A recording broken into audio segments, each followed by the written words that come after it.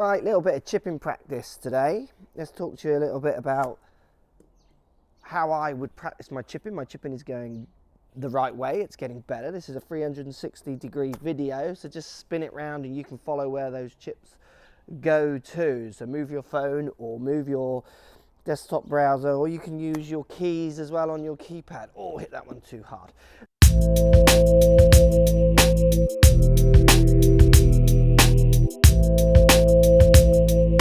So look, what I've done to practice my chipping is I've made a point of doing it more often. That's the first thing I've chosen to do.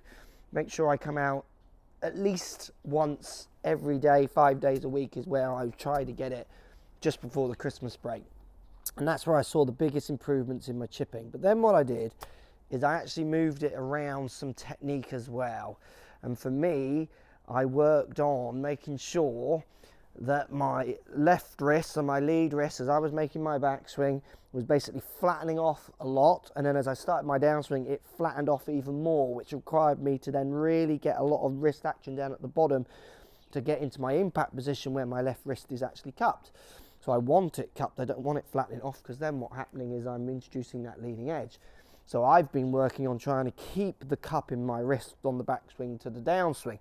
I don't do that, but that's the feeling I'm using, which gets me a little bit better at delivering the club down on the ground.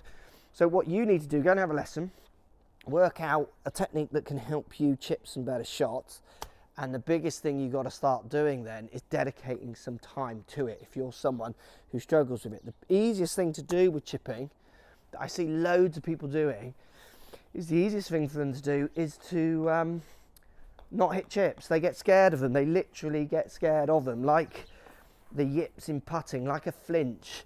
So rather than spend more time on it, they go to the range and then start practicing the stuff that they like, driving often, or their kind of 7-iron, that kind of stuff. So for me, it's that kind of big shift into where I spend most of my time. And my chipping now is to a stage where I feel like if I do practice it, I'm going to get some results. But I do feel very much as well that if I don't practice it, so I don't spend the time on it, that the results will disappear very quick, because it's not something that is going to be as natural to me as it used to be when I was younger, where I could just not think and hit. I am having to think, put time, make sure the technique is in there that I've kind of taught myself to do, and it's being practiced. Like you can see me going around my chipping green here, doing it from different lies, uphill, left to right to left, those kind of things. Post comments down below.